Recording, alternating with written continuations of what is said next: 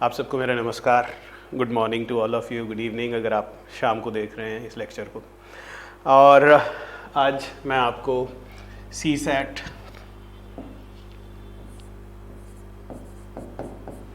Set के बारे में डिस्कशन हम लोग करेंगे। मेरा नाम ऋषि भार्गवा है।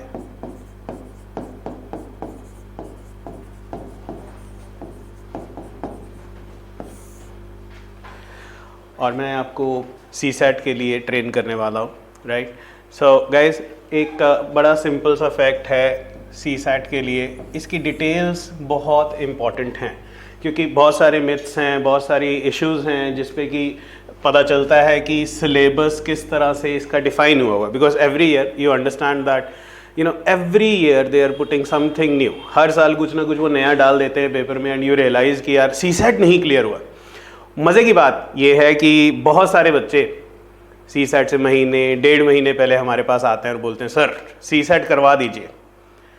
अब प्रॉब्लम सबसे बड़ी ये है कि जब वो पेपर में लिखता है मेंटल एबिलिटी,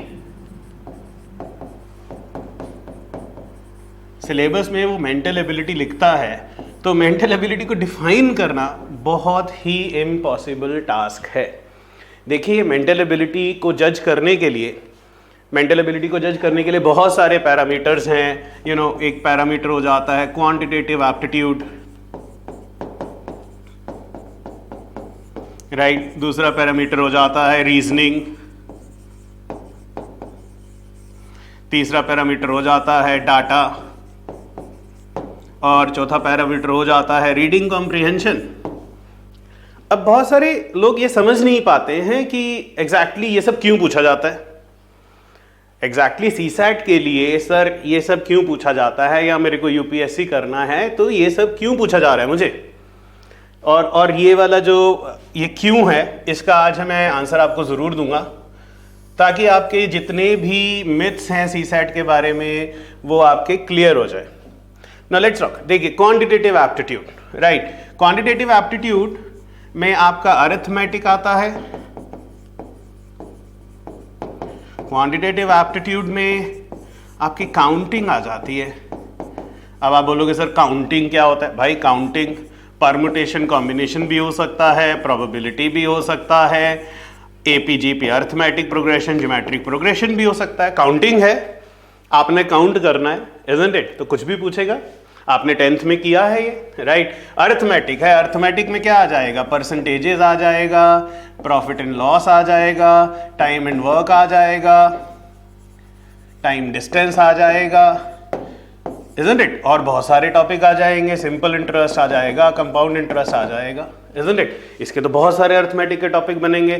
फिर शुरू में इन्होंने बहुत सारी ज्योमेट्री पूछी, तो प्रॉब्लम आया सर ज्योमेट्री क्यों पूछ रहा है भाई। अब एक सिंपल सी बात है, ठीक है कि नहीं। ज्योमेट्री में सबसे ज्यादा क्वेश्चन जो हैं वो पाइथागोरस से पूछे गए हैं आज तक, और पाइथागोरस थ्योरम तो सबको आता है यार, a² = b² + c²। हाँ, एक ने तो एडवर्टाइजमेंट भी बना दी थी, a² = b² + c², आपको ध्यान में होगा, इजंट इट? तो मतलब देखिए, आप इसको जस्टिफाई करने की बात करते हैं कि सर हम क्या करें। अब देखिए, यूपीएससी वाले कोई ये तो है नहीं है कि आपसे पूछ के क्वेश्चन पेपर डालेंगे। यूपीएससी है, अनप्रेडिक्टेबल है, हर साल पेपर डिफरेंट आता है, इजंट इट? तो आप ये मत सोचिए हमने क्या करना है, हमने सब कुछ करना है, राइट। अब रीजनिंग की बात लीजिए। रीजनिंग दो तरह की होती है जी, वर्बल रीजनिंग और नॉन वर्बल। अब वर्बल में जनरली इन्होंने आज तक कुछ नहीं पूछा है क्योंकि इंग्लिश में ये हमेशा आरसी ही पूछता है, राइट। बट नॉन वर्बल में ये बहुत सब कुछ पूछता है। ये लोग पिक्चर भी पूछेगा, पिक्चर रीजनिंग पूछ लेगा, राइट। डायरेक्शंस पूछ लेगा, क्यूब्स पूछ लेगा, बहुत कुछ पूछेगा ये लोग। नॉन वर्बल आपको आना चाहिए, है ना। फिर नॉन वर्बल में आपका अरेंजमेंट्स आ जाता है। देखिए कितना बड़ा सिलेबस हो गया है, हाँ, बोर्ड कम पढ़ रहा है, इजंट इट? अरेंजमेंट्स आ जाएगा, पजल्स पूछेगा, इजंट इट? और डाटा। अब डाटा की बात बताइए आप मुझे। एक बात नहीं समझ में आती है, आप लोगों को किस किस किस प्रॉब्लम को फेस करते हो, डाटा क्यों किया जाता है। आप आईएएस ऑफिसर बनोगे तो आईएएस ऑफिसर क्यों बनना चाहते हो, बहुत सारे लोग पूछते हैं सर डिसीजन मेकिंग पोजीशन है सर, डिसीजन लेना है।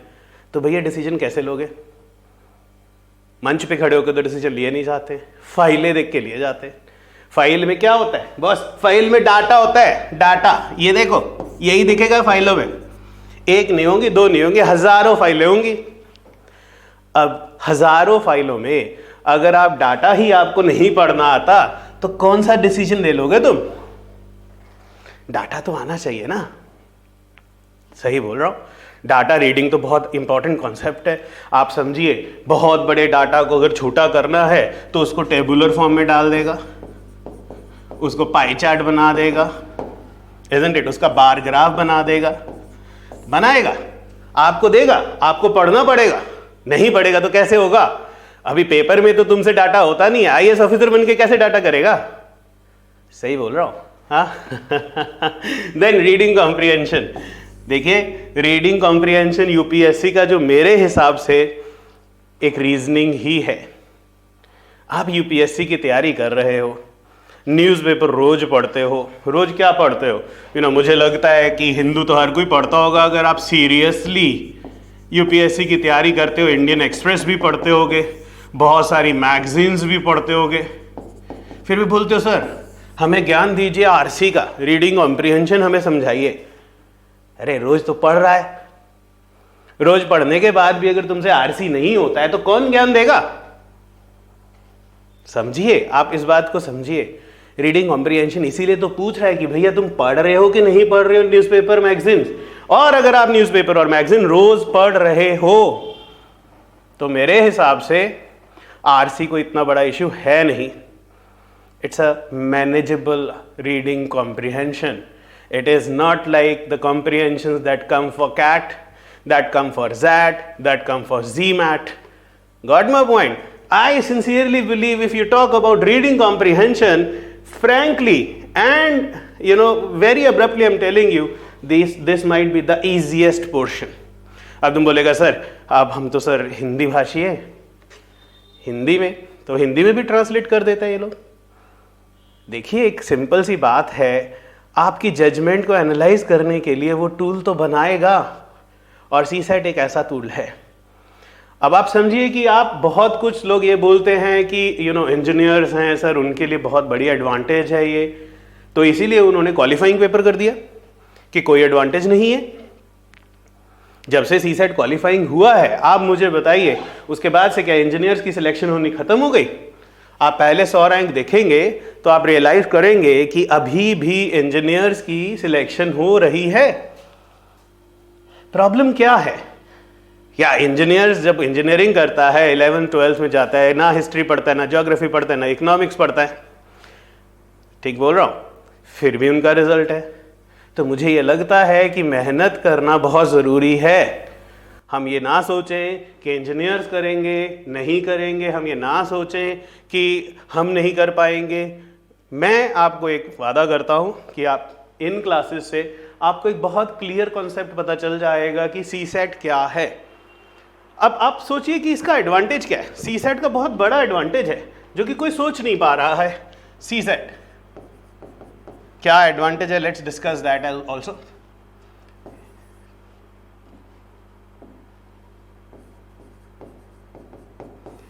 सीसेट सबसे पहले क्या है, अगर आप सीसेट की ढंग से तैयारी कर लेते हैं, if you prepare well, if you prepare really well, आप लोगों की ऑटोमेटिकली एसएससी की तैयारी हो जाती है। अगर आप एसएससी के रिजल्ट्स देखिए, मैं आपको फ्रैंकली बता रहा हूं कि एसएससी के रिजल्ट्स जनरली यूपीएससी एस्पिरेंट्स के होते हैं। आप बोलेंगे सर ये ट्रू है, आप चेक कर लीजिए। कोई भी बच्चा जो यूपीएससी की तैयारी कर रहा है उसकी जीएस बहुत अच्छी होती है, वो सीसेट ढंग से तैयारी करता है तो एसएससी का पेपर बड़े आराम से क्लियर होता है। Second, bank PO. Third, state exams, जितना भी स्टेट का गवर्नमेंट एग्जाम्स है उसका बहुत अच्छे से आपका तैयारी हो जाता है। फोर्थ, अदर लाइक एलआईसी हो गया, रेलवेज हो गया, इसका जितना भी एग्ज़ाम्स है उसका तैयारी बहुत अच्छा हो जाता है अगर आप सीसेट ढंग से तैयारी कर लेते हो, है ना। पहला तो देखिए prepare well is really important. Secondly, आप एक जॉब करना चाहते हैं, उस जॉब में आप बॉस होंगे, आप आईएएस ऑफिसर बनोगे, आप एक महकमे को संभालोगे, उसके बॉस बनोगे आप, ठीक है। और आप देखेंगे कि आपके अंडर जो काम कर रहे हैं वो ऑफिसर्स हैं, वो ऑफिसर्स जो हैं वो एसएससी करके गए हुए हैं, वो आपसे बेहतर हैं, उनको फाइल देके कैलकुलेशन आती है, क्योंकि उन्होंने तो भैया मैथ्स भी, क्वांट भी किया है, डाटा भी किया है, रीजनिंग भी किया है, इंग्लिश भी किया है। बट आप नहीं करना चाहते हो क्योंकि आप बॉस बनना चाहते हो इनके। हाँ, तो ये कितना ऑफिसर होगा आपके अंडर? 10 ऑफिसर होगा, और फिर इसके अंडर होंगे आपके डेफिनेटली स्टेनो भी होंगे और पियोन्स भी होंगे। आप समझ सकते हैं कि ये सब के सब किसी ना किसी पेपर के थ्रू ही इस जॉब में आए हैं। अब अगर ये आप इनके बॉस हो और आपके पास एक फाइल आती है और आप कैलकुलेटर लेके बैठ जाते हो, तो आप मुझे बताइए आप कहाँ के बॉस हैं? अगर आपके पास बेसिक स्किल्स होने बहुत ज़रूरी हैं, इसीलिए एक्चुअली में सीसैट को इंट्रोड्यूस किया गया था।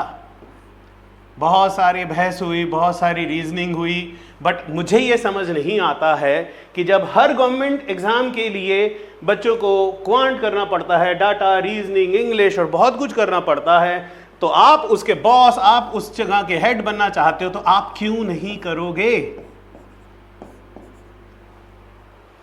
आप देख लीजिए सीसैट अगर आप अच्छे से तैयारी करते हो तो, और डेफिनेटली होता क्या, यूपीएससी की तैयारी करोगे 2 साल 3 साल, देखिए टाइम तो लगता है, यूपीएससी एक टेस्ट मैच है, 3rd अटेम्प्ट 4th अटेम्प्ट में भी आप ऑफिसर बनते हो, तो फिर क्या करते हो, बीच में इसकी भी तैयारी करते हो। तो भैया क्यों करते हो? सीसैट की तैयारी कर लो ना ढंग से, सबकी तैयारी हो गई। कितना बड़ा वैल्यू एडिशन दे रहा हूं मैं आपको, और मुझे समझ नहीं आता कि क्यों इतना शोर है। जब रह जाता है महीना 2 महीने, सर हमको बचा लीजिए, हमारी किश्ती को पार लगा दीजिए, ऐसा नहीं होता है। ये महीने 2 महीने का खेल नहीं है। सुनिए, देखिए यूपीएससी है, एक पेपर बना रहा है, पूरा साल पेपर बनाता है वो, इजंट इट? आप देखिए ना, पूरा साल वो मेहनत करके पेपर देगा, तो आपको क्या लगता है वो सिलेक्शन पेपर होगा? नहीं, जनरली रिजेक्शन पेपर बनाया जाता है ताकि बहुत सारे कैंडिडेट्स डर जाएं, निकल जाएं, अपनी प्रॉब्लम से रहें, सर्कमस्टांसेस से हार जाएं, परिस्थितियों से हार जाएं, इजंट इट? बट आप सुनिए, अगर आप इस पेपर में अगर 1/3 मार्जिन नहीं ले सकते हो तो कहीं बहुत बड़ी तकलीफ है, कहीं बहुत बड़ा इशू है, कहीं ना कहीं यूपीएससी देख रहा है कि आपकी डिसीजन मेकिंग अच्छी नहीं है, कहीं ना कहीं ये प्रॉब्लम आ रही है कि आप बेहतर नहीं हो 1/3 मार्जिन के बाद भी। और पिछले साल जो पेपर आया है, देखिए यूपीएससी है, पहले क्या करता था, 80 क्वेश्चन देता था, 80 में से generally 40 question mental ability side से होता था और 40 इंग्लिश से होता था, आरसी हो गया, डिसीजन मेकिंग हो गया, है ना। तो पिछले साल क्या किया इन्होंने, पिछले साल 55 दिया मेंटल एबिलिटी से। कोविड वाला ईयर था तो थोड़ा आपको सरप्राइज लगा, तो और 25 क्वेश्चन दिया इंग्लिश से। तो यूपीएससी तो तोते उड़ाता है, साफ सी बात है। तो वही किया है यूपीएससी ने, और पता नहीं अगले साल क्या होगा। बट हम क्यों ना तैयारी करें। और आप मुझे एक बात बताइए, जीएस में कौन सा कुछ नॉर्मल आता है? पेपर में हर बार नया ही कुछ होता है। हम कैसे जस्टिफाई करें, हम कैसे क्वांटिफाई करें, हम कैसे बोलें कि क्या है और क्या नहीं है? तो हम ऐसा क्यों ना करें कि हम अच्छे से तैयारी कर लें। And once we are prepared well, believe me, you know, CSAT actually is easy ना। अब हम ये डिस्कशन करते हैं। देखो यार दोस्त, सबसे इंपॉर्टेंट चीज़ क्या, देखिए डिस्कशन, किसी भी कोर्स को करने से पहले उस कोर्स की डिस्कशन होना बहुत ज़रूरी है।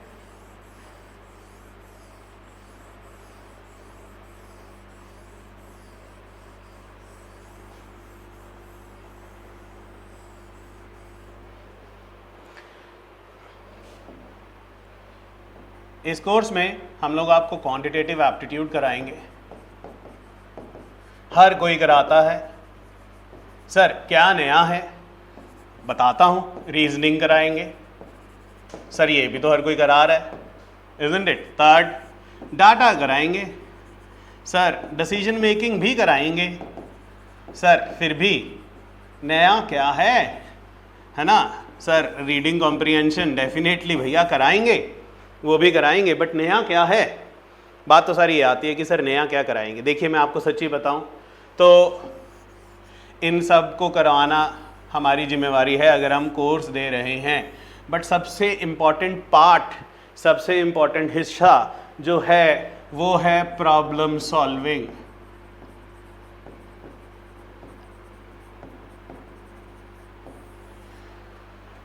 बहुत सारे ऐसे बच्चे हैं जिन्होंने 10वीं के बाद गणित छोड़ दिया, 10वीं के बाद बढ़िया पार्टी किया, गणित गया, हाँ पार्टी करेंगे, कितना खुशी था, मिठाई खाएंगे, दोस्तों के साथ बाहर जाएंगे, पिज़्ज़ा खाएंगे। आज गणित का आखिरी पेपर दिया, पता थोड़े ना था कि 4 साल 5 साल 6 साल बाद फिर आएगा, है ना?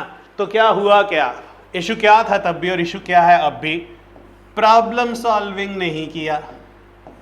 गणित, maths is not a issue, the biggest issue is problem solving. You know, you have never ever practiced it, you have never ever asked questions, you have never ever sorted out your way of understanding mathematics.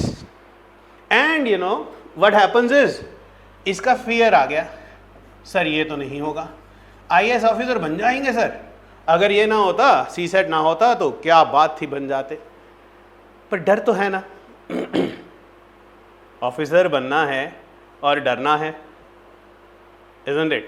तो डरने का क्या ज़रूरत है? मुझे ये लगता है कि अगर इस कोर्स के साथ, बहुत डिफरेंट कोर्स है हमारा, आपसे वादा करता हूँ मैं, बट इस कोर्स के साथ अगर हम आपको असाइनमेंट्स देते हैं और उन असाइनमेंट्स की प्रॉब्लम सॉल्विंग की रिकॉर्डिंग आपको दे देते हैं, हर क्वेश्चन सॉल्व कर लेते हैं, कितना फ़ायदा होगा, how beneficial it would be.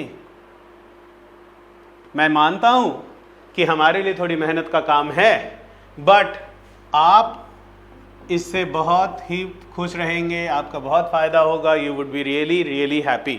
तो मुझे क्या लगता है कि सपोज़ कोई भी एक टॉपिक होता है, अगर उसकी आपको असाइनमेंट्स जो कि हमने प्रोवाइड आपको करनी है, सॉल्यूशंस प्रोवाइड कर सकते हैं, बट क्यों ना हम एक रिकॉर्डेड सेशन में आपकी प्रॉब्लम्स ही इधर सॉर्ट आउट कर दें, उसे बेनिफिट है, आपका डर, आपका भय चला जाता है।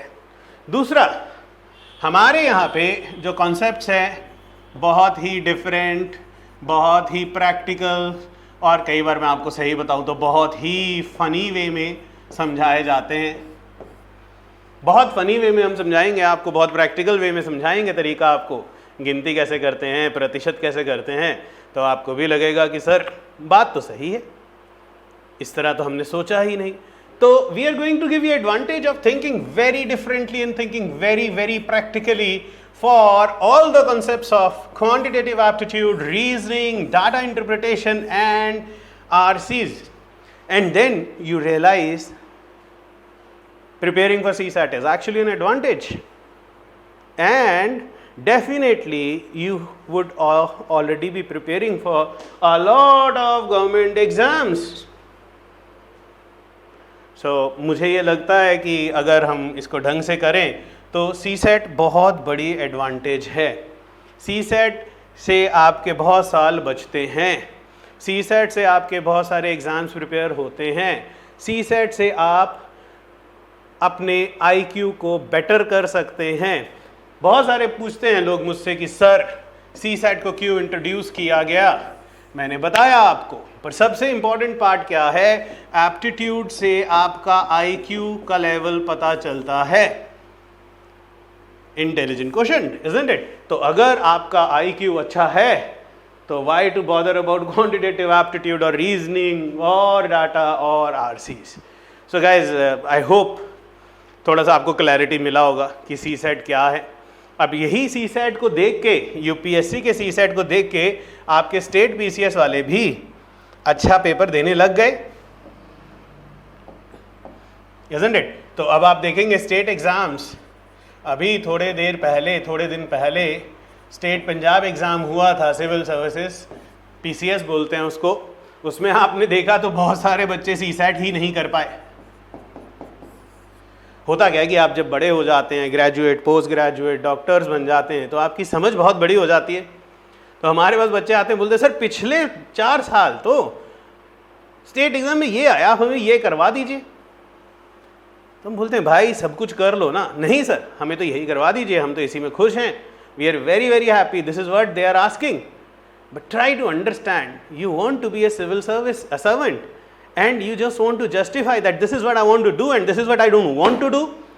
As a civil servant, you would have to do so many things that you won't be doing right now. There is no job timing for a civil servant. And you want to prepare as if this is what I want to do and this is what I don't want to do.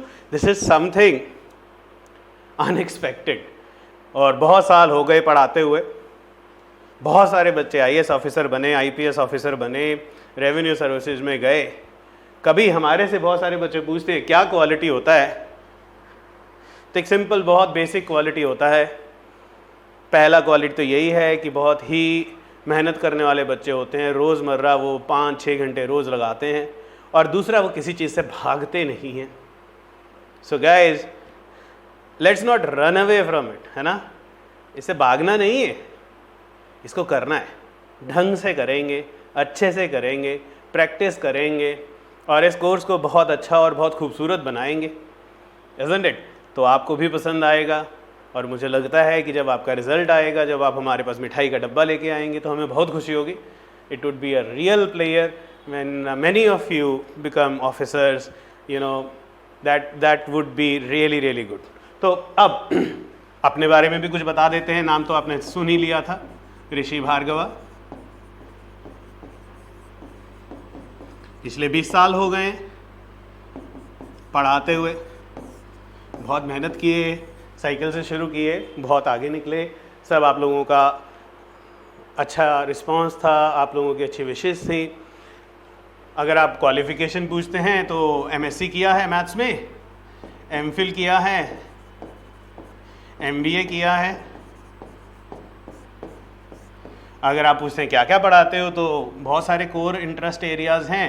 तो IIT से पढ़ाना शुरू किया था, अभी IIT नहीं पढ़ाते हैं, तो अभी CAT भी पढ़ाते हैं, CSAT पढ़ाता हूँ, और बहुत सारे यूनिवर्सिटीज़ एंड कॉलेजेस के साथ एसोसिएटेड हैं हम लोग। बहुत बड़ा टीम है हमारा, तो हम लोग बहुत सारे यूनिवर्सिटीज़ और कॉलेजेस में बच्चों को प्लेसमेंट के लिए भी असिस्ट करते हैं। उसके अलावा बहुत सारे बच्चों को इंग्लिश स्पीकिंग भी सिखाते हैं, क्योंकि आप समझ सकते हैं इंग्लिश एक मातृभाषा तो बनी गई है हमारे देश की, और बहुत सारे बच्चों को प्रॉब्लम है, तकलीफ़ है, तो वो भी कराते हैं। तो बहुत सारे काम कर रहे हैं और बहुत सारे काम करते रहेंगे। जब तक हैं तब तक आप लोगों को असिस्ट करते रहेंगे। तो चलिए अब बात करते हैं। मुझे लगता है कि थोड़ी तो आपको क्लैरिटी हुई होगी, मुझे नहीं पता कि बहुत सारी क्लैरिटी हुई होगी, बट थोड़ी तो क्लैरिटी आपको मिल गई होगी। तो अब बात करते हैं कि एग्जैक्टली आपसे पूछा क्या जाता है, क्या पूछना चाहता है वो आपसे, क्या पूछना चाहता है वो आपसे। सुनिए, मैं आपसे एक बड़ा सिंपल सा एक क्वेश्चन है। ये है स्क्वायर, ये एक स्क्वायर है। स्क्वायर को हिंदी में वर्ग बोलते हैं, अगर हिंदी भाषी लोग सुन रहे हैं तो वर्ग, है ना। और आप देखिए,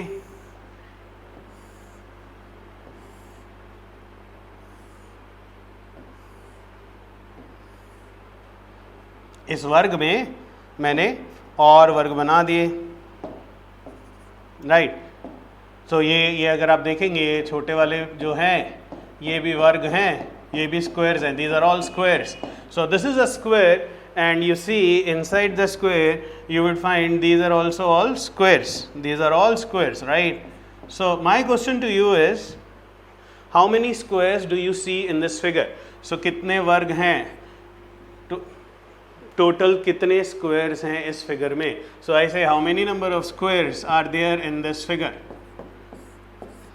ऑप्शन दे देते हैं, 16 हैं, 17 है, 20 है, नन ऑफ दीज है।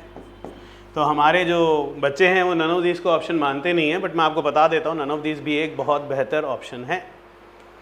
सो देखिए, इसको हम पिक्चर रीजनिंग कहते हैं, विजुअल रीजनिंग कहते हैं। आपको देखते ही आप घबराए होते हैं, तो आपको देखते ही लगता है कि सर बहुत आसान है ये तो। चलिए मेरे को फिगर थोड़ी सी करेक्ट कर लेने दीजिए। सर 16 दिख रहे हैं, गिन रहे हैं ना, 1 2 3 4 5 6 7 8 9 10 11 12 13 14 15 16। फिर तुम थोड़ा सा डर भय जब है वो दूर होता है तो थोड़े और दिखेंगे मुझे लगता है ना, थोड़े और दिखने चाहिए। तो आप रियलाइज़ करोगे कि सर एक बाहर वाला भी है। तो सर नहीं 16 नहीं है, कुछ लोग तो डर के 16 को करेगा, हो गया, बोले नहीं सर 17 है, एक बाहर वाला भी तो है, एक बाहर भी तो दिख रहा है, ये देखिए ये भी तो एक स्क्वायर है ना। तो क्या उत्तर होगा और वो क्वेश्चन क्यों पूछा गया? देखिए पहली चीज़, मुझे ये दिख रहा है कि 16 तो है, तो मैं ये 16 के 16 लिख रहा हूँ, 16 तो है, 16 स्क्वायर्स तो मुझे दिख रहे हैं, है ना। बट आप ज़रा आप ध्यान से देखिए, क्या ये स्क्वायर नहीं है? ये भी तो एक स्क्वायर है ना। और देखिए दूसरा भी है 2, तीसरा भी है 3, हाँ, और ऊपर की तरफ देखेंगे तो देखिए 4, हाँ, 5 6 7 8 9। सर बहुत बेहतर है ये तो, आपने ठीक बोला, इट्स एब्सोल्युटली राइट सर।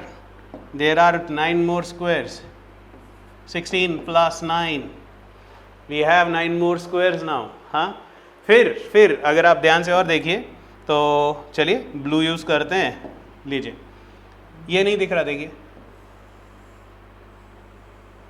ऐसे लग रहा है जैसे होली के रंग हो। हाँ, 1, हाँ, 2,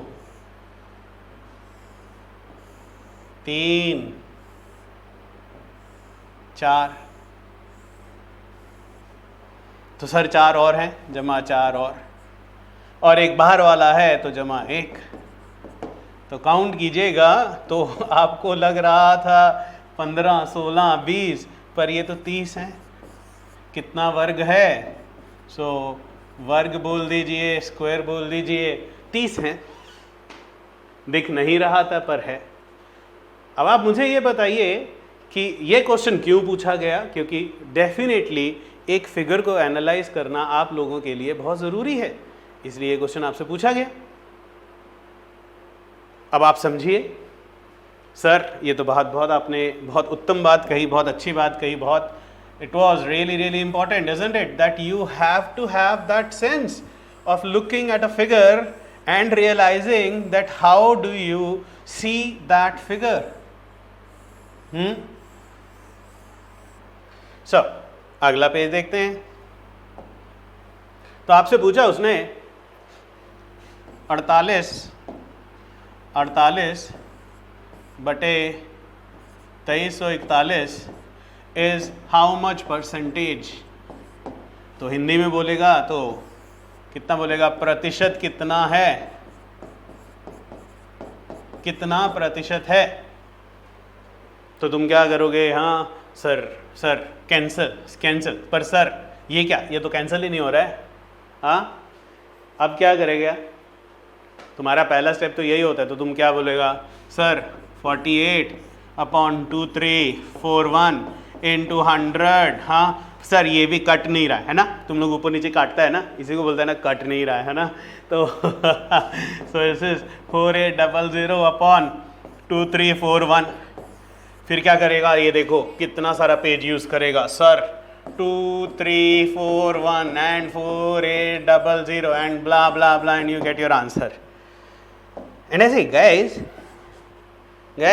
are you all right? You really think कि ये सब करना है? And that is the reason they ask you. So let's discuss this. बहुत सारे बच्चों ने बहुत सारी गलतियाँ की हैं, और ये जो परसेंटेज है, this word percentage has defined our life. आपको ध्यान होगा, मान लीजिए आप नहीं, ठीक बोल रहा हूँ मैं। फॉर एग्जाम्पल मैं बोलता हूँ परसेंटेज, बहुत सारे बोलते हैं sir percentage has defined our life, isn't it? So आप बोलोगे सर कैसे? रिमेंबर, इसका तुम्हारा परसेंटेज कितना है भाई? 10वीं कक्षा में कितना परसेंटेज आया था? 12वीं में कितना आया था? तो अगर तो तुम बहुत बढ़िया हो, बहुत शानदार हो, 90, 95, कईयों के तो आजकल मैंने सुना है 100% भी आते हैं, ऐसे हो तो तुम्हें बहुत इज्जत मिलती है पूरी फैमिली में, तुम एक रोल मॉडल बनते हो। पर अगर तुम हमारे जैसे हो तो परसेंटेज ढंग की नहीं थी तो उस विषय में डेफिनेटली तुम्हें कोई तवज्जो नहीं देता है। शादी ब्याह में जाते हो तो सबसे पहले प्लेट जो है वो हाईएस्ट परसेंटेज वाला उठाता है। ठीक बोल रहा हूँ? तो आपकी तो सबसे बाद में भी कईयों का नंबर आता है, तुम रुको यार, उसको तो उठाने दो। 95% थे उसके 10th क्लास में, 12वीं में भी 90% दे के आया है, तुमने क्या किया है? बट प्रॉब्लम क्या है कि जब ऐसा कुछ आ जाता है तो हमें परसेंटेज निकालनी तब भी नहीं आती। सुनिए, एक सीधी सी बात है, जब हम छोटे थे तो कभी ना कभी तो हमारे ऐसे टीचर ने लिखा होगा 30 आउट ऑफ 30, तो बहुत खुश होते थे और बोलते थे देखिए हमारे 100% आए हैं। तो आप दिख नहीं रहा, 30/30 अगर आप कैंसिल करेगा तो 1 आएगा, तो 1 का मतलब एक्चुअली में 100% होता है।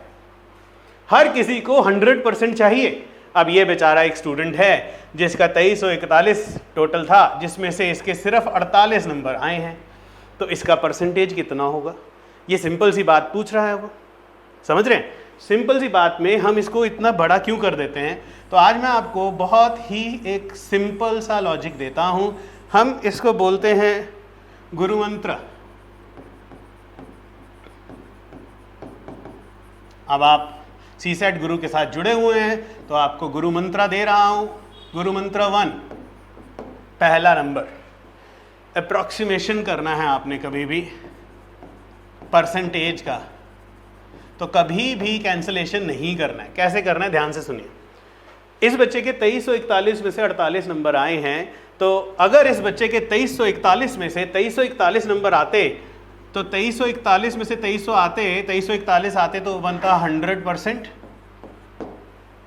है ना? अगर मैं आपसे पूछता भाई 2341 बटे 2341 क्या होगा, आप बोलते सर 100%, आपने खुद ही तो बताया 1 = 100%, है ना? तो 2341 पे 100% था, तो यार एक बात सुनो, 10% कितना होगा भाई?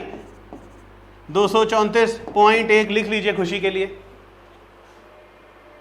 Which means this student has scored less than 10%। कोई भी ऑप्शन में 10% से ऊपर आंसर दिया है तो उसको कैंसिल कर दो यार।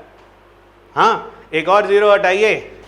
1% कितना होगा? 23.41। पर हमें तो 48 तक पहुंचना है। इसका मतलब है जो आंसर है, इसका जो रियल आंसर है वो 1% से ज़्यादा है ना? इसका जो रियल आंसर है वो 10% से कम था और 1% से ज़्यादा है। देखिए मैंने रेंज बना दी, बिना कुछ किए मैंने आपको एक रेंज बता दी कि भैया उत्तर इधर लाई कर रहा है। जो भी ऑप्शंस हैं जो कि इसके बाहर लाई कर रहे हैं उनको कैंसिल कर दो। शायद अगर आप किसी स्टेट एग्जाम में बैठे तो एक ही ऑप्शन होगी इसके बीच में।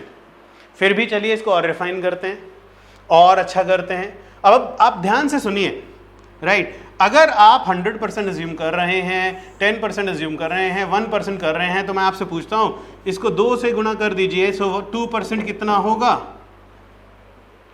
2% कितना होगा? सो 23 जमा 23 46, 23 + 23 is 46 and 41 84, isn't it? So 0.84. So don't you think I can write 47, approximately 47? Now I am sure this answer is near about 2%, थोड़ा 2% से ऊपर है। अब आप चेक करके देख लीजिए, आपके पास कैलकुलेटर होगा तो आप चेक कर लीजिए। मैंने कुछ नहीं किया। मैंने क्या किया? मैंने कुछ नहीं किया कि इसको 48 बटे 23 41 गुणा 100 करके डिवाइड करके आंसर लेके आऊं। 2%, है ना? तो इधर देखिए, जो बेस पे फिगर होती है वो 100% होता है। तो हमने बोला 2341 100% है, सो 234.5 10% है। सो 23 जमा 23.41 जो है वो 1% हो जाएगा। 2 से गुणा किया, इसी को 2 से गुणा किया तो मैंने देखा कि ये आ जाएगा 46.82। तो उसको मैंने 47 लिखा, तो अप्रॉक्सीमेटली इसका आंसर 2% से थोड़ा सा ऊपर होगा, 2 पॉइंट समथिंग। अब मुझे बताइए इसमें कौन सा मैंने जोर लगा लिया। इसको बोलते हैं rule, guru mantra rule 1। This is a beautiful approximation table which is 100, I'm sorry, let me write it again, which is called approximation table 100%, 10%, 1%, and the beauty is इससे अपने को रेंज ऑफ आंसर पता चल जाता है। ना you may ask sir what is a range of answer, इसका मतलब क्या है, वो मैं आपको ज़रूर बताता हूँ। पहले आप इस चीज़ पे ध्यान दीजिए, हमने बिना कुछ किए ही इसका अप्रॉक्सीमेट आंसर निकाल लिया है और ये डाटा में पूछा जाता है। और अगर मैं किसी को भी समझाता हूँ, किसी को भी बुलाता हूँ, किसी को भी बिठा के समझाता हूँ, तो ये उसको समझ में आ जाएगा, बहुत आराम से समझ में आएगा। एक और एग्जाम्पल लेते हैं पहले। I hope this is very very clear, क्योंकि ये अप्रॉक्सीमेशन टेबल 1 है। हमने अगर अच्छे से प्रॉपरली सही आंसर निकालना है तो हम अप्रॉक्सीमेशन टेबल 2 भी देखते हैं। Let's see. और अब ट्राई कीजिए राइट कि आपका उत्तर बिना लिखे भी आ सकता है। हम लोग तो बिना लिखे ही रेंज के हिसाब से आंसर निकाल लेते हैं, बट चलिए आप भी देखिए कैसे करते हैं। एक और फिगर उठाते हैं हम लोग। मैं बोलता हूँ 123 upon let it be 3317 is what percentage, कितना प्रतिशत होगा, कितना प्रतिशत होगा। फिर मैं जान के ऐसा फिगर्स दे रहा हूँ आपको जो कि कैंसिल ना हो, ताकि आप कैंसिलेशन से ना करें, है ना। तो लेट्स अगेन अप्रॉक्सीमेट करते हैं। तो मैं बोलता हूँ what is 100%, what is 100%, 100% is 3317, 100% is 3317। So what would be 10%, sir 10% would be 331, which means your answer again is less than 10%. So I can very easily and frankly say this is less than 10%, isn't it? Less than 10%. And I can realize my answer now. If you are good, you would also realize it, and you realize what is 1%. 1% is 33, or you can say 33.7. So you can say, है ना, you want to use dot decimal, you can use decimal as well. So अभी 1% would be 33.17. Take it as 33 only. Take it as 33 only, isn't it? So now I know my answer lies between 1% to 10%. 1% to 10%, isn't it? Then I ask you, what would be 5%? देखिए आपके पास 10% है, तो आप अपने mind में इसको आधा कर लीजिए। आधा कर लीजिए, 300 का आधा होता है 150, 30 का आधा होता है 15, isn't it? So आप देखिए 300 का आधा 150 और 30 का आधा 15, 150 जमा 15 165, तो 166 लिख सकते हैं आप, है ना। सो मैं बिना किसी तवज्जो के फिर मुझे पता चल रहा है कि ये उत्तर जो है वो 5% से कम है ना। अब आप समझ रहे कि कितना इजी हो जाता है। अब आप सिर्फ और सिर्फ इसको 3 से भी गुना करते हैं, 3% कितना होगा 99, तो मैं बिना किसी प्रॉब्लम के यहाँ लिख सकता हूँ 3%। अब बताइए आप मुझे 1% और ऐड कर लीजिए, सो कितना हो जाएगा, 4% जो है वो हो जाएगा 33 में से 1 दीजिए 100, 132। सो मैं अब दोबारा लिख रहा हूँ, हालांकि मुझे कुछ भी लिखना नहीं चाहिए, ये सब मन में चल रहा है। लीजिए, एक ही ऑप्शन होगा जो 3 और 4% के बीच में लाई करेगा। मुश्किल नहीं है, सिंपल है, समझने की बात है। जो समझ गया वो समझ गया, जो नहीं समझा वो कोशिश करे। कोशिश करना तो हमारा फ़र्ज़ है ना। एक और करके देखते हैं, पहले आप एक बार सोच लीजिए। So what is the second approximation table? I think you should always be good at 100%, 50%, 10%, 5% and 1%। And if you are good at it, I am telling you, ये अप्रॉक्सीमेशन जो है ये कोई बहुत बड़ी चीज़ नहीं है। मुद्दा तो सिर्फ यह है कि इसको समझना है। मुद्दा तो बहुत है, पर ये वाला मुद्दा ज़रूरी है। बहुत मुद्दे हैं हमारे पास, है ना, पर ये मुद्दा बहुत ज़रूरी है। सो फिर से एक और हम लोग एग्जाम्पल देखते हैं। प्रतिशत, हाँ प्रतिशत। सो मैं बोलता हूँ अगर हम लिखें 337 अपॉन हम जान के कुछ ऐसा लेते हैं 612। ये कितना प्रतिशत है? How much percentage is this? और अगर आप ये वीडियो ध्यान से देख रहे हैं, अगर आप ये अच्छे से देख रहे हैं, तो मुझे लगता है कि आपके मन में एक उत्तर आ गया होगा। पर चलिए फिर से टेबल बनाते हैं। 100% 100% इज 612। 50% आधा कीजिए, 600 को आधा करोगे तो 300 आएगा, और 12 को आधा करोगे तो 306। तो बिना किसी डाउट के, बिना किसी चीज के मैं अब ये बोल सकता हूं कि ये 50% से ऊपर है। देखिए, सबसे पहला स्टेप अप्रॉक्सीमेशन में हमेशा ध्यान रखिएगा, 50 से ऊपर है कि 50 से नीचे है, ये बहुत ज़रूरी है। अब आप सोचिए, मैं आपसे आपके एक बड़ी अच्छी बात बता रहा हूँ आपको। मैं आपसे पूछता हूँ कि आप अपने मन में एक नंबर को धार लीजिए which is between 1 to 100। Kindly assume one number which is between 1 to 100 in your mind. तो अपने मन में धार लीजिए 1 से लेकर 100 तक कोई नंबर। अब मैं आपसे क्वेश्चन पूछूंगा और आपने हाँ या ना में जवाब देना है, और मैं आपको आपका नंबर बता दूंगा।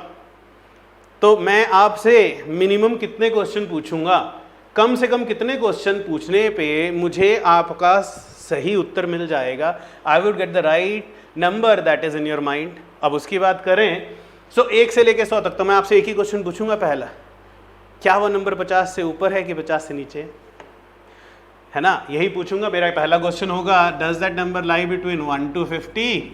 हाँ, और does that number lie between 50 to 100? So this is my first question. So I would not ask one, I would only ask one of these questions. I would say, does that number lie between 1 to 50? You would say yes sir. So I know that your answer is lying between 1 to 50. Or you would say no sir, then I know your answer lies between 50 to 100. तो एक ही question में देखिए मैंने 50 numbers को विदा कर दिया।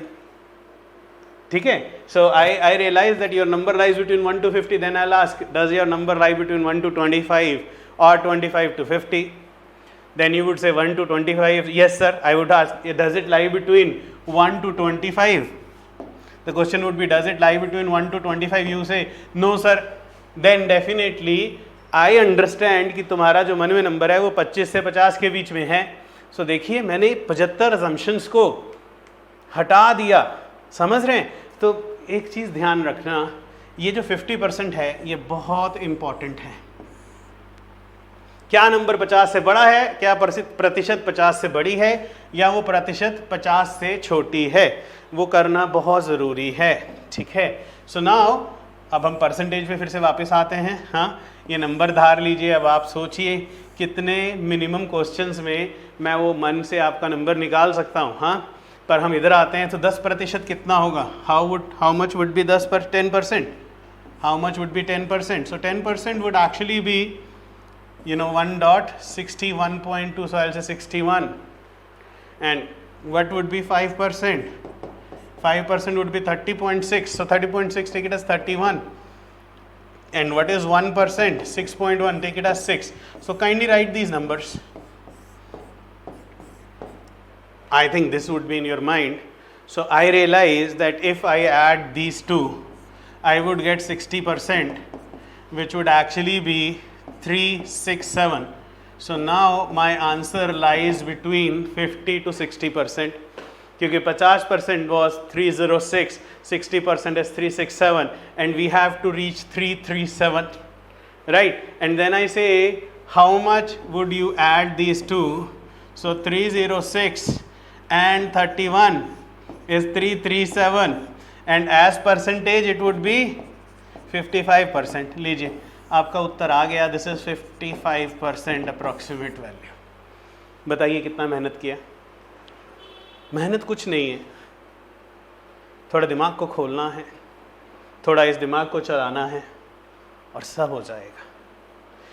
मुझे लगता है, मुझे उम्मीद है कि आपको गुरु मंत्रा 1 बहुत पसंद आया होगा। आप वीडियो देख रहे हैं सीसैट गुरु, तो मुझे लगता है कि गुरु मंत्रा देना तो ज़रूरी है। गुरु मंत्रा 1, गुरु मंत्रा 2 और 3 भी हैं, जिसकी हम चर्चा ज़रूर करेंगे, we will definitely talk about it, right. So अब चलिए परसेंटेज से थोड़ा बाहर निकलते हैं। दुख होता है मुझे जब लोगों को सिंपल नंबर सिस्टम नहीं पता होता।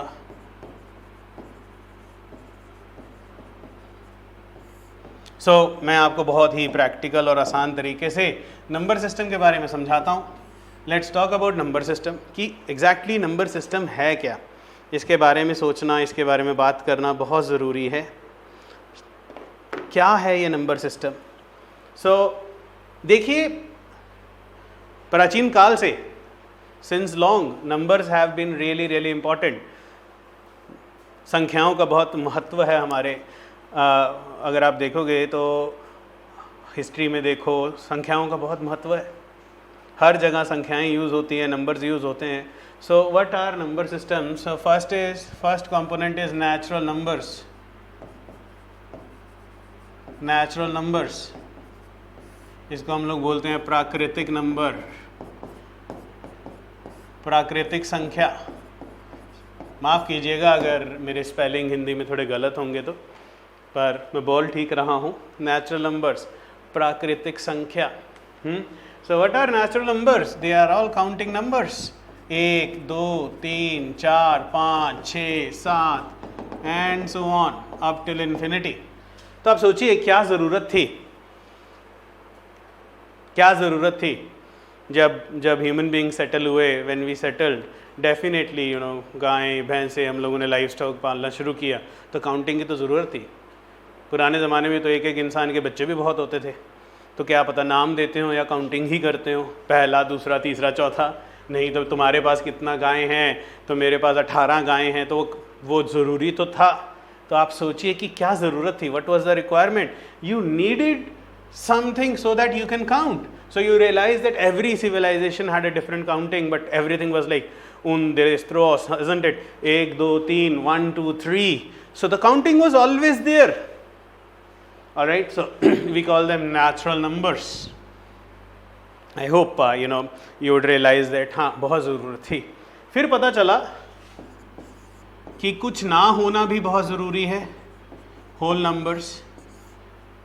होल नंबर्स क्या मतलब है कुछ ना होना? इसको हम लोग पूर्ण संख्या भी बोलते हैं।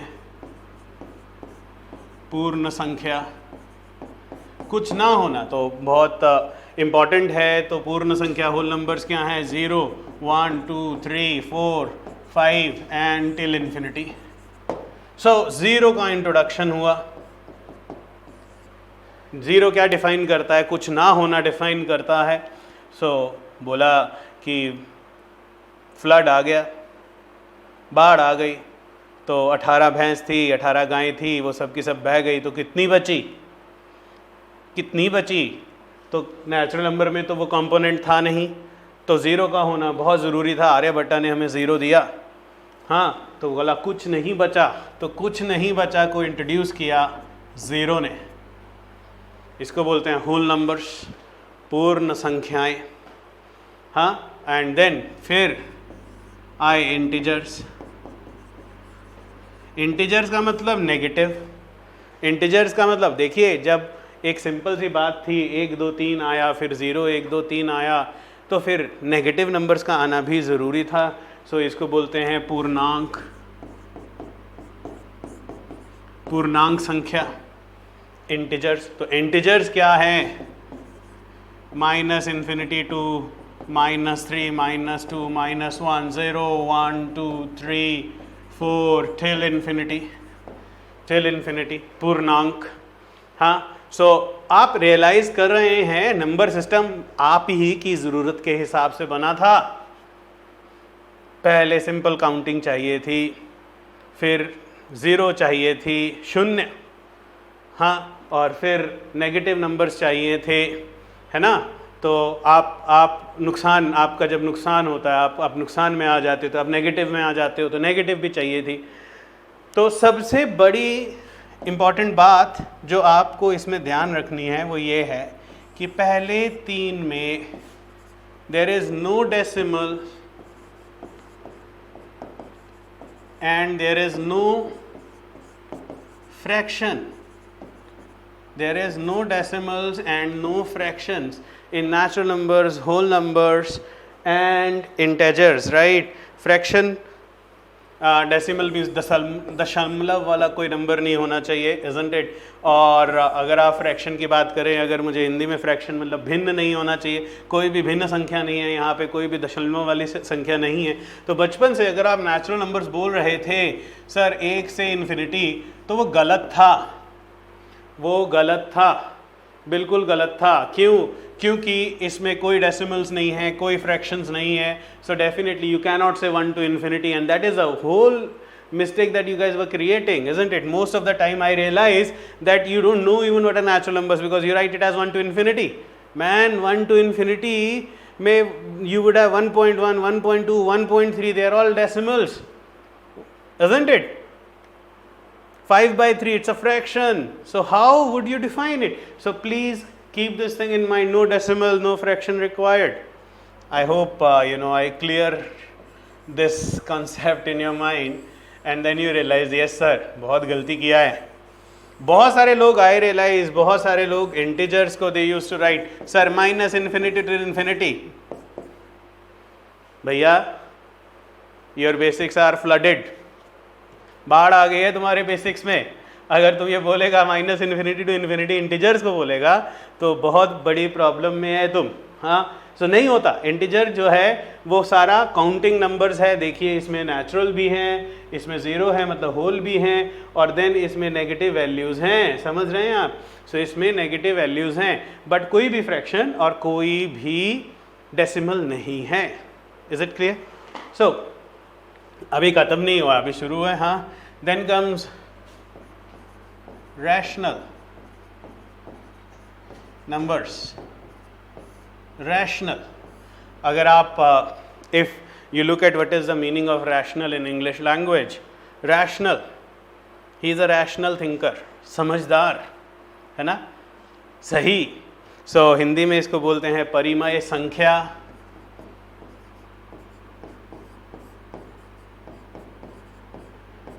परिमेय संख्या।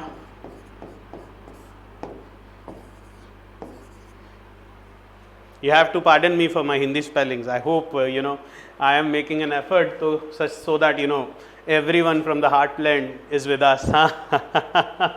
So what do you mean by rational? Any number of the form P upon Q. Any number of the form P upon Q, where Q is not equal to 0, and P and Q, they belong to integers. They belong to integers. So P and Q belong to integers, and the last HCF of P and Q is 1. So ये एक definition है परिमेय संख्या की, rational numbers. सो मुझे ये लगता है कि आपको ये समझना चाहिए कि पहले हमें काउंटिंग की ज़रूरत थी, फिर हमें ज़ीरो की ज़रूरत थी, फिर हमें नेगेटिव की ज़रूरत थी, तो उसके बाद ज़रूरत क्या बचती है? फ्रैक्शंस की, डेसिमल्स की। इसीलिए इसका इंट्रोडक्शन हुआ। तो आप काइंडली, अगर आप देख रहे हैं, अगर आप लिख रहे हैं, तो इसको समझिए कि क्या है इसका हर कंपोनेंट। पहला Q अपॉन ज़ीरो, बहुत इंपॉर्टेंट पार्ट है। Q is not equal to zero because if you divide any number by zero it is indeterminate.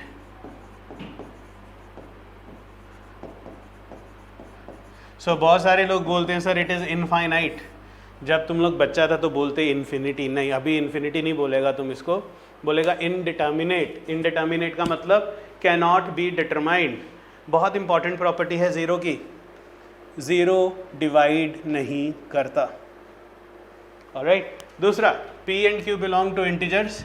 ये जो कंपोनेंट हैं numerator and denominator, they should be integers.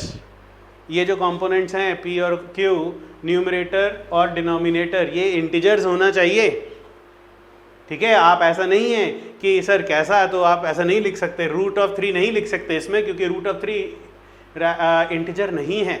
फिर HCF, highest common factor of P and Q is 1। बचपन से करते आए हैं हम लोग, पर हम ये समझ नहीं पाते हैं। देखिए कभी भी आप उत्तर लिखते थे तो 10/30 तो बोलते थे कैंसिल कैंसिल 1/3। कभी टीचर से पूछा क्यों काट रहे हो आप? क्योंकि कोई भी फ्रैक्शन जो है वो हमेशा न्यूमरेटर और डिनोमिनेटर के सारे फैक्टर्स को कैंसिल करने के बाद लिखी जाती है। जब आप न्यूमरेटर और डिनोमिनेटर के सारे फैक्टर्स को कैंसिल कर देगा तो डेफिनेटली उनका हाईएस्ट कॉमन फैक्टर 1 होगा। अब आप हिंदी में अगर आप हाईएस्ट कॉमन फैक्टर की बात करेंगे तो इसको हम बोलते हैं महत्तम। इसमें कोई भी कॉमन फैक्टर नहीं होगा। अब तो आपको ज़रूरत समझ में आ गई होगी। तो इसका क्या मतलब है कि पहले हमें काउंटिंग वाला नंबर चाहिए था, फिर हमें ज़ीरो चाहिए था, फिर हमें नेगेटिव्स चाहिए थे, उसके बाद फ्रैक्शंस चाहिए थी, और फ्रैक्शंस पी और क्यू इंटीजर हैं, विच मीन्स कि फ्रैक्शंस भी नेगेटिव हो सकती हैं। तो बहुत कोई तकलीफ़ वाला कुछ नहीं किया है ना, कोई इतना बड़ा काम नहीं है कि जो नहीं समझ में आ सकता, आसान है। अब आपसे मैं एक क्वेश्चन ये पूछता हूँ, क्या is every integer a rational और वाइस वर्सा? क्या हर इंटीजर रैशनल है या हर रैशनल इंटीजर है? हर इंटीजर रैशनल है या हर रैशनल इंटीजर है? तो आप खुद देखिए इंटीजर्स, अगर आप पीछे पन्ने में चलेंगे लास्ट स्लाइड में, integers no fraction no decimal, isn't it? And then you realize decimal parts are introduced. So every rational cannot be an integer, but every integer, if you write -3, it's an integer, can be written as -3/1.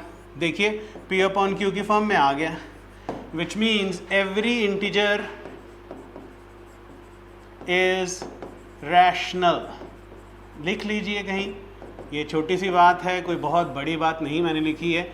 Every integer is rational, her integer rational number होता है, हर पूर्णांक संख्या परिमेय संख्या होती है। बहुत simple सी बात है। और उसके बाद देखिए जब रैशनल आ गया, जब हम बात करते हैं इंटेलिजेंट तो अनइंटेलिजेंट की भी बात करते हैं, है ना। तो भाषा है, इंग्लिश भाषा कुछ ऐसी है, तो बोला इरैशनल भी होगा अगर रैशनल है। तो कई बार आपने सुना होगा irrational numbers, सुना होगा your behaviour is very irrational, मतलब irresponsible बिहेवियर है तुम्हारा। सो रैशनल को परिमेय कहते थे, तो इसको बोल देंगे अपरिमेय, अपरिमेय संख्या।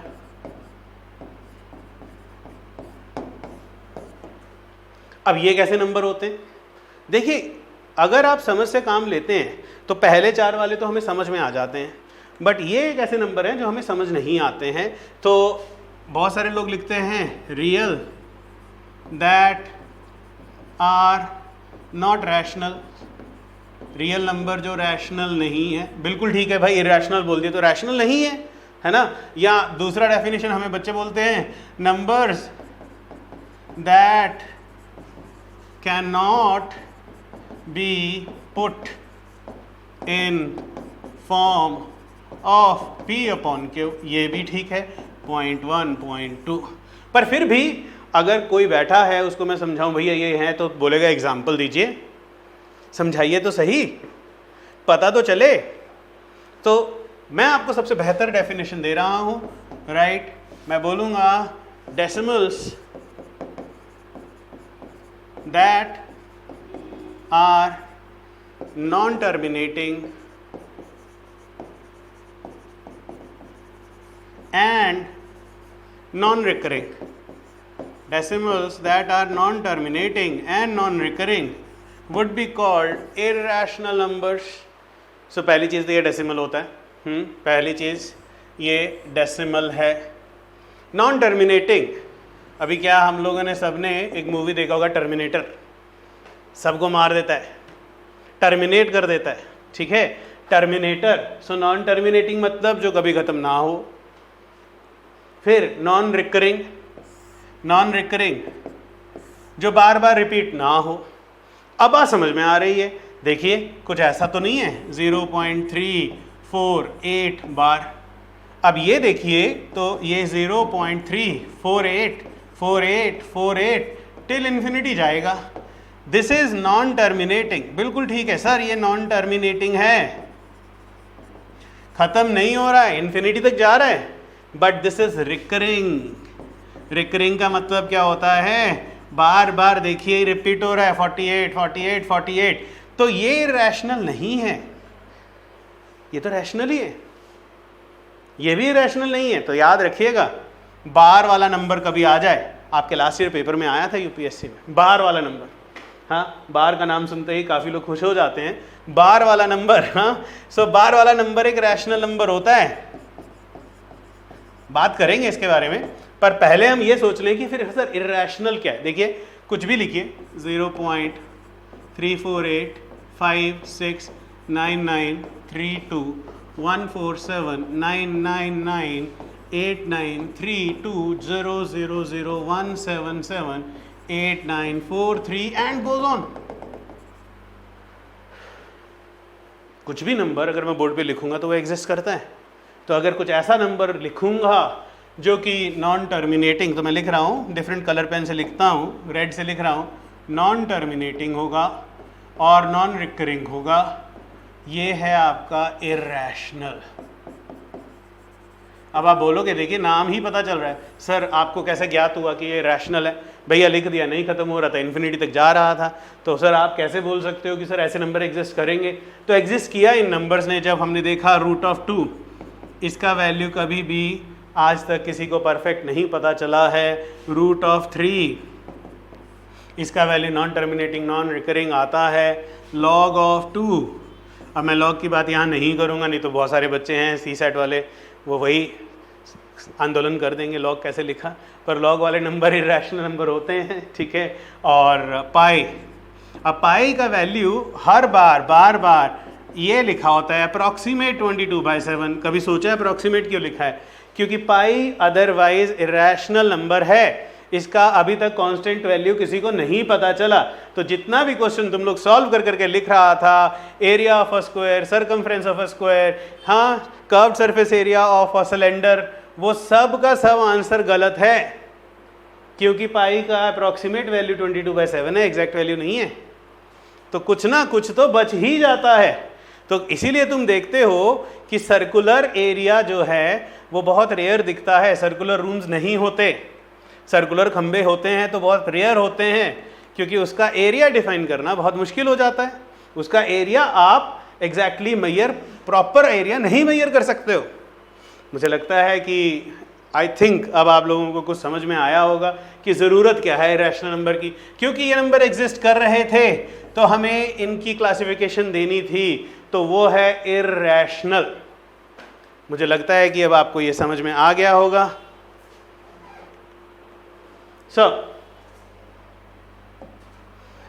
और उसके बाद सबसे इंपॉर्टेंट जो नंबर होते हैं वो होते हैं रियल,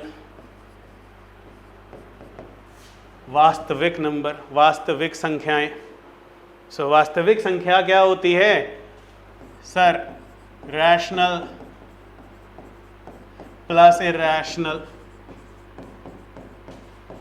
ये है आपके रियल नंबर्स, वास्तविक संख्याएं, परिमेय और अपरिमेय, है ना। तो उससे आप रियल नंबर, वास्तविक नंबर बता सकते हैं कि ये रियल नंबर हैं। इसको इस तरह भी लिखते हैं -∞ to ∞।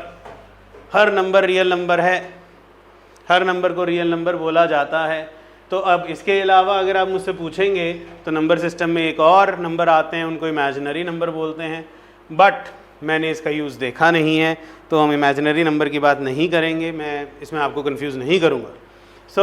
अब क्या है, सेल्फी का ज़माना है, सेल्फी तो होनी चाहिए, है ना। जब भी फैमिली से मिलेगा सेल्फी खींचेगा, दोस्तों से मिलेगा सेल्फी खींचेगा, तो अपन नंबर सिस्टम का भी सेल्फी बनाता है। सुनो देखो, this is a set representing natural numbers, then this is a set representing whole numbers. Why? Every natural number is a whole number. Why? Natural numbers were 1 2 3 4, हाँ गीत याद आ गया आपको? Whole numbers 0 1 2 3 4. So you realize कि yes sir, every natural number is a whole number sir. Then integers. Definitely. Why? Because integers would contain negative values. See, I have to draw it again for all of you guys, huh? So integers. So अभी तो तुम लोगों को समझ में, I hope you are able to understand how they are contained in each other. How they are contained in each other. Isn't it? And we discussed it. I think we discussed it properly. Every integer is a rational number. लीजिए rational, देखिए सारे members की photo आ गई है, but एक अतिरिक्त था जो बिल्कुल अकेला था, डिफरेंट था, वो था इरैशनल. उनका इनसे कोई लेना देना नहीं था, तो उसका फोटो भी बनाया और इन दोनों को इकट्ठा किया. ये रहा रियल.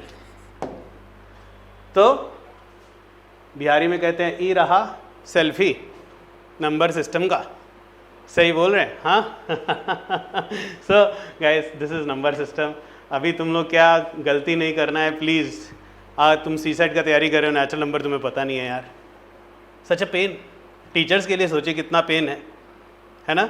सो प्लीज़, अब अगर ये आपको समझ आता है, ये सेल्फी समझ में आता है, तो फिर हम कुछ देखते हैं. एक ही प्रॉब्लम, सिर्फ एक रह गया.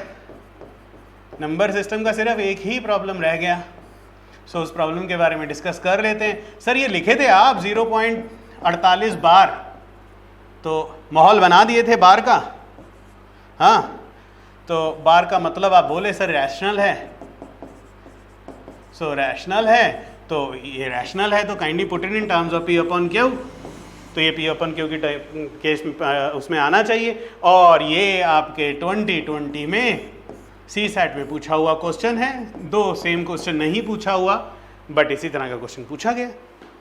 अब आप मुझे बताइए, एक सिंपल से बेसिक से क्वेश्चन पूछा गया, फिर भी हाहाकार मची हुई है. सर ये क्या दे देता है सी सेट में, सर हमका तो कुछ समझ ना आवत है. हाँ, अरे भैया सिंपल सा है, सुनिए. देखिए, इसको लिखिए, पूरा नंबर लिखिए 348.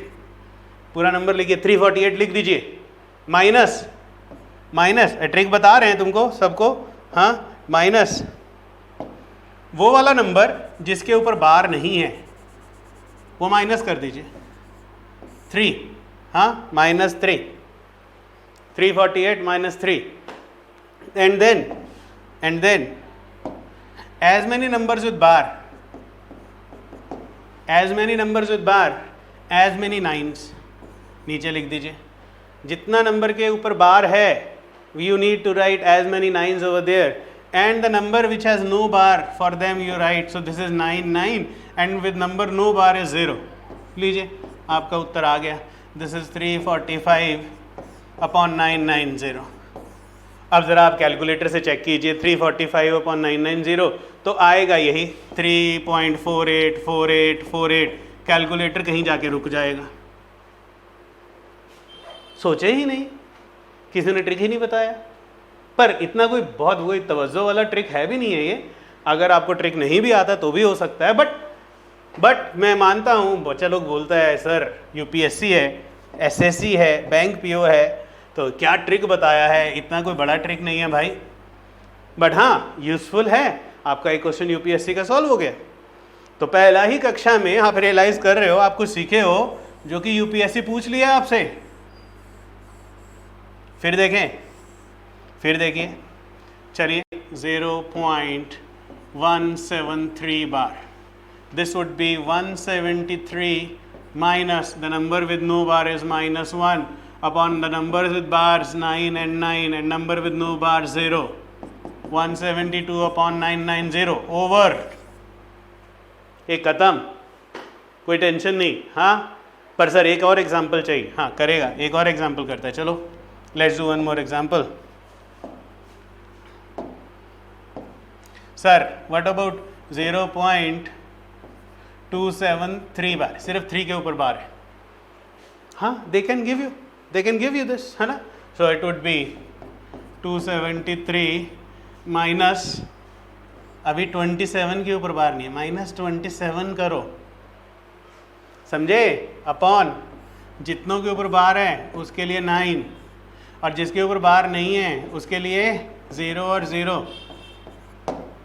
कितना मुश्किल है। क्या 273 में से 20 माइनस करो 253 में से 7 और माइनस कर दो यार। हाँ,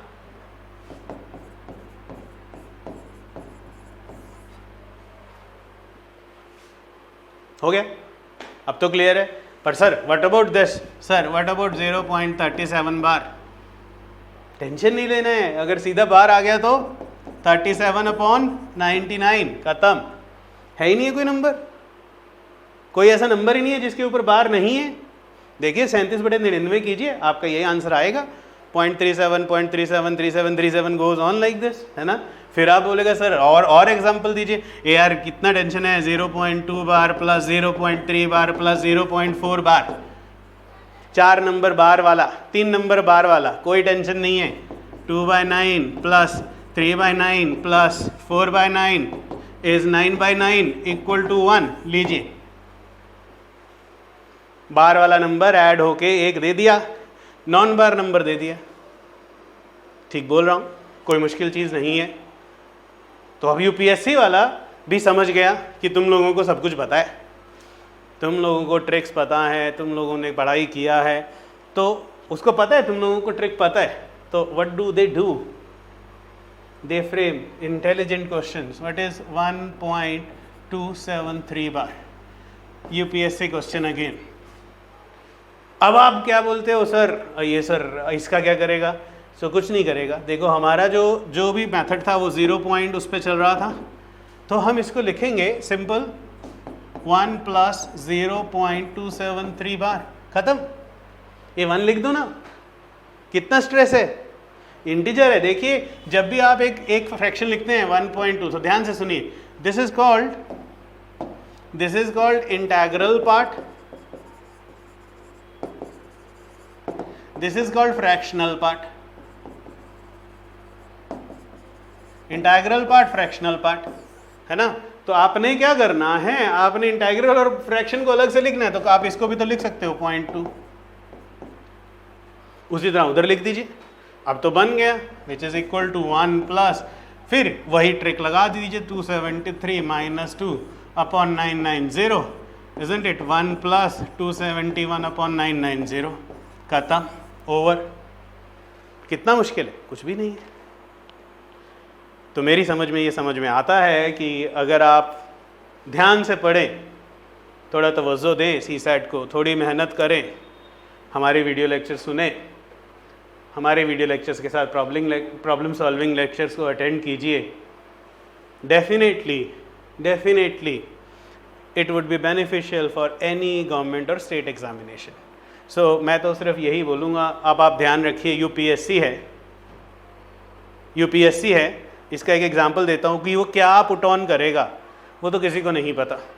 हर कोई बोलता है हम पिछला साल का पेपर देखा सर, उससे पिछला साल का पेपर देखा, कोई फ़र्क नहीं पड़ेगा, वो कुछ डिफरेंट ही डालेगा, क्योंकि वो यूपीएससी है, वो सिलेक्शन के लिए नहीं, वो रिजेक्शन के लिए पेपर डालता है। समझिए, आप समझ रहे हैं? तो आप ये अजम्पशन पे मत चलिए कि हमने ये करना है, ये नहीं करना है। हमने सब कुछ करना है, और सब कुछ करने के बाद हम पेपर को सॉल्व कर सकते हैं, पेपर को डेफिनेटली अटेम्प्ट कर सकते हैं। बड़ी एक अच्छी सी एग्जांपल है, एक बड़ी सिंपल सी एग्जांपल है। आप शादी करना चाहते हैं, आपको लड़की पसंद है, आप अपने माँ बाप को बोलते हैं कि जी शादी बड़ी सिंपल रखना, ज़्यादा गेस्ट मत बुलाना, तो वो बोलते हैं ठीक है बेटा कोई बात नहीं। पर जब तक आपकी शादी नज़दीक आती है तो देखते हैं कि ऐसे ऐसे गेस्ट जिनको आपने कभी नहीं देखा वो भी आ जाते हैं। फिर आपको समझ में आता है ठीक है मम्मी जी पापा जी भी गेस्ट बुलाएगा, और वही यूपीएससी है, समझ लो क्वेश्चन कोई भी डालेगा। तैयारी तुमको करना है, और तैयारी हम करवाएगा। With that guys, thank you so much, बहुत बहुत धन्यवाद, शुक्रिया। मिलता हूँ अगले लेक्चर में आपसे, तब तक के लिए अलविदा।